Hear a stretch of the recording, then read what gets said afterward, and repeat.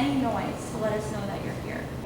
Our hair standing on end. Everybody here? I think that ghosts are everywhere. They walked up behind us. If that was you, can you do that again? Footsteps. If that was you, can you do that again? Buffalo Billiards, a two-story sports bar that took over a vacant building at the corner of 6th Street and Brazos in 1999. From the start, lots of people got the impression that this vacant building Sometimes it feels like there's somebody standing right behind me. was never really empty at all. And I'll turn around and there's nothing there. This employee, who doesn't want to be identified, believes what's happening sounds crazy. Upstairs in the rec room, or it's the old Orbit Lounge, walk through and you'll get a cold spot, you'll get chills. At that point, usually it feels like there's someone right with you. After hearing the stories, we decided to send in a crew to see if they could catch something on camera. We snapped off hundreds of digital photos and shot hours of infrared video. Can you make a noise for me? Also on this spooky slumber party, Rebecca Condello, a paranormal enthusiast who carried a digital audio recorder. She tried to communicate with whatever or whomever is causing the activity. We're listening if you want to tell us something. Hoping to catch an EVP, or electronic voice phenomenon, what many paranormal researchers believe are voices from beyond. Can you make any noise to let us know that you're here? If that was you, can you do that again? I heard a woman. Did you hear a woman? Another employee made a disturbing discovery. She and a co-worker turned the lights on one morning to find handprints on several pool tables.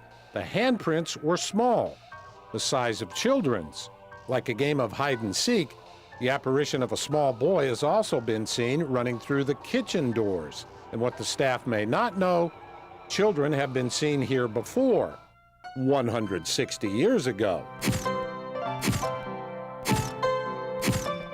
The Zillers first came to Austin in the early 1840s. It was Michael Ziller was kind of the pioneer of the Ziller family, and we do know that it was the home of the Ziller family, and that's where his sons, August Ziller was another big merchant in Austin who considered one of the pioneer merchants of Austin. He was born at the Missouri House. At least 5 Ziller children were born in the home that was converted to the Missouri House in 1861, Austin's first boarding home.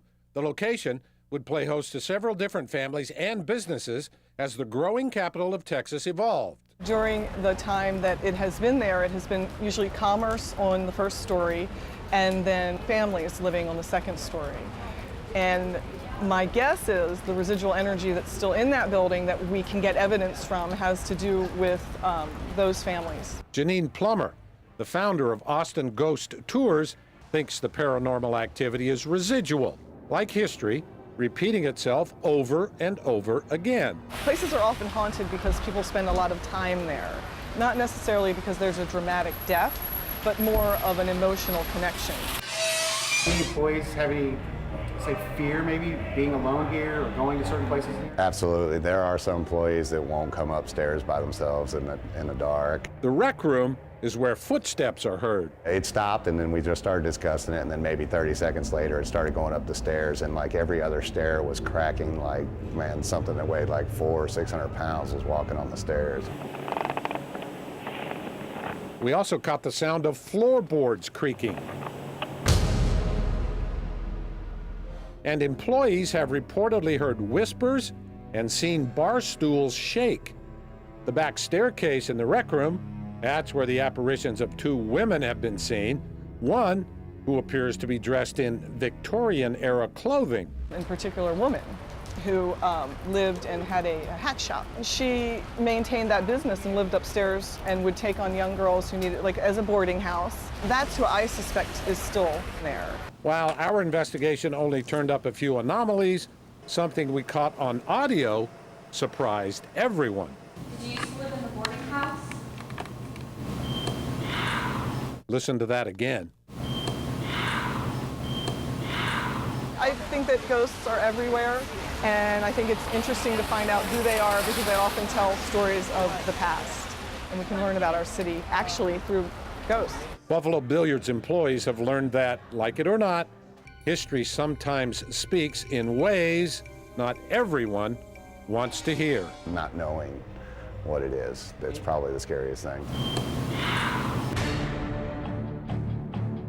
Joe Bickett, Fox 7 News Edge.